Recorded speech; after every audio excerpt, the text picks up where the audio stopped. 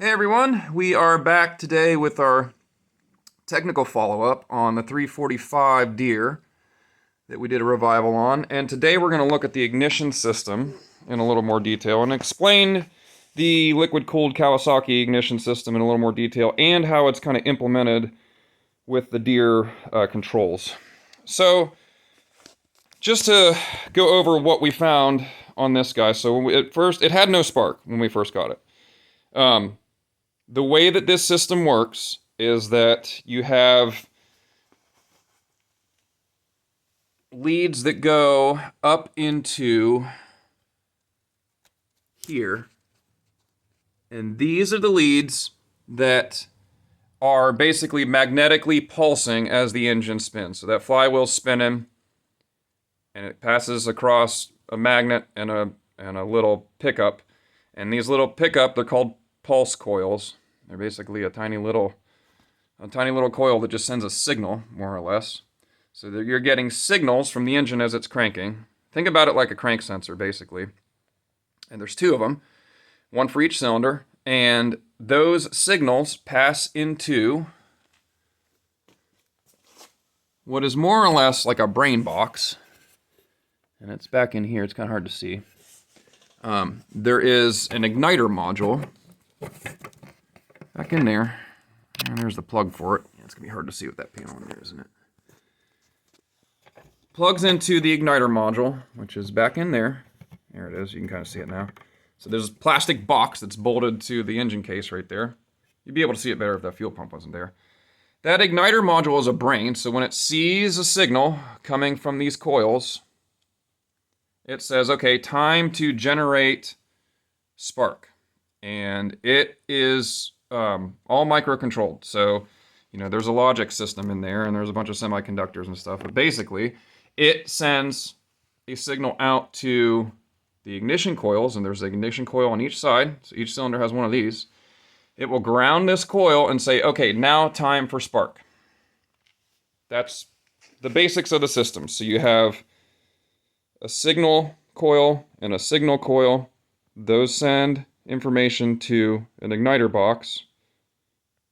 That little brain sends a signal out to a coil here, and sends it out to a coil over there to control the timing of the spark.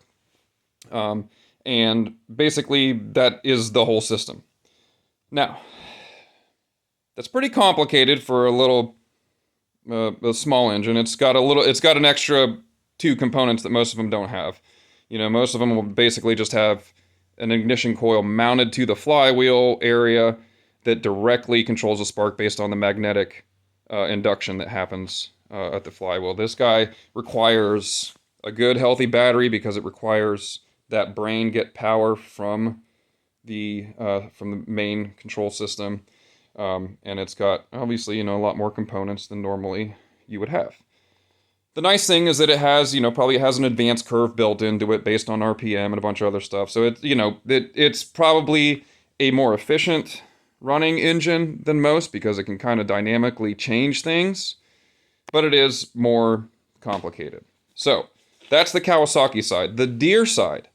So this system, like I said, it needs power from the battery to run. So if you don't have a good battery, or if you don't have good electricity coming into that igniter box, you're not going to have good spark.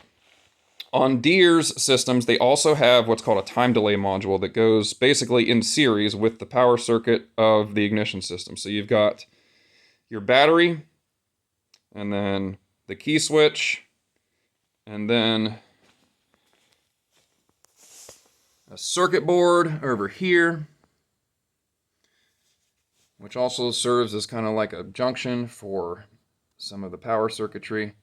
And then from there, it comes out and goes to what would be a time delay module over here. So that one's been removed on this for various reasons, for reliability and simplicity, basically. It's been removed on this guy.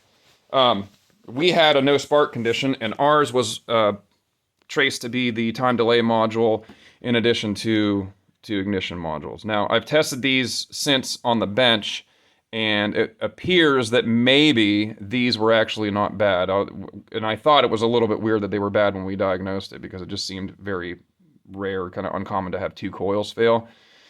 I think it might have just been the time delay module the whole time, and that is the most common problem on these tractors. When they will crank but they won't get spark, it's usually the time delay module, which is usually, it's located back in here, over by where that igniter box is, over where the brain is. So what does the time delay module do? We explained this a little bit, but I've come across some new information that I want to share too. So the time delay module basically says anytime you interrupt the ignition circuit here, so let's say you turn off the key. Basically, you want to shut the engine down. So if you turn your key switch, so right now the system's got power, right? Right now when I crank right here, we'll have power at that igniter module. It will fire the spark plugs, it will go. The time delay module, instead of you cutting power directly and immediately here, it will delay it for a couple seconds before it will actually shut the system's ignition down. Now, why is that? Why would they do that? Why would they add a component? From what I understand, in their... and actually, I think I found this in the Deere documentation. Like, there's like a brochure that I found where they talked about this. I originally thought it was just because, seat switch issues. So, like, if you're bouncing up and down off of the seat, and it can sense that, and it says, oh, shut the ignition off real quick. Oh, no, don't shut the ignition off. Oh, shut it off. Oh, no, don't shut it off.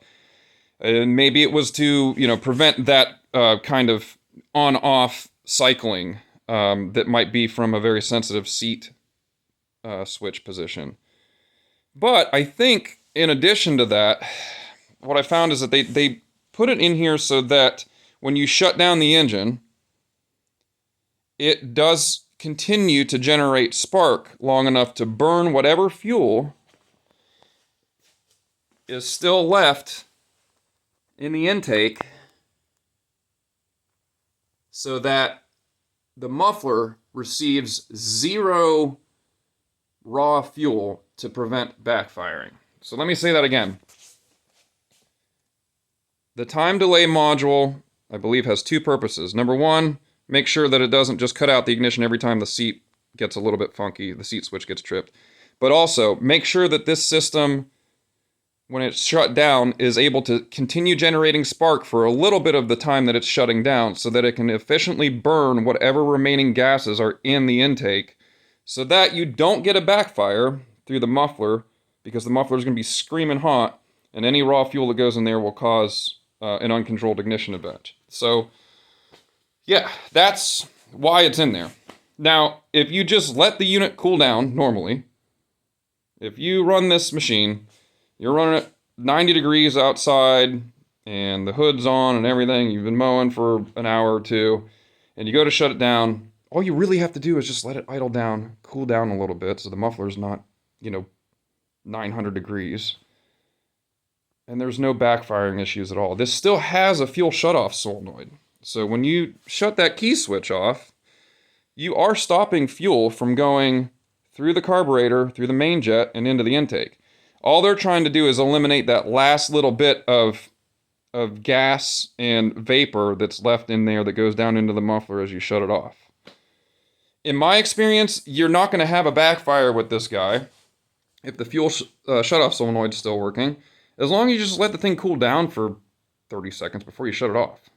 And that to me, that's just common practice. But of course, they're trying to make it as user-friendly as possible. So, but for me, I'd rather not have that whole system in there waiting to fail, as they do. They are such a common failure point. The ignition system on this thing's already complicated enough. Then you got to add like another brain, basically. You got coils, and then a brain, and then coils, and then power, and then another brain. It's like, no. For me, I would rather it be much more simple. So, anyway, that's a follow-up to the ignition system that we worked on this guy here. Check your time delay module. That's probably the problem. Also, check all of your connections over here. These are all exposed connections over here. I cleaned all these and put some anti-corrosion stuff on there. Ignition switches are also a problem on these things. Voltage regulators are a problem on these things if we're talking about the electrical system in general. But yeah, that's the ignition system stuff. So be mindful of that time delay module, and I hope this helps you understand kind of the Kawasaki's ignition system a little better. It's a little different than most. So yeah, thanks for watching and sticking around with the Revival series. I think this is going to be our last technical video to try to flesh out some of the things we did. And yeah, we'll continue to keep you updated on the guy. Thanks for watching, everybody.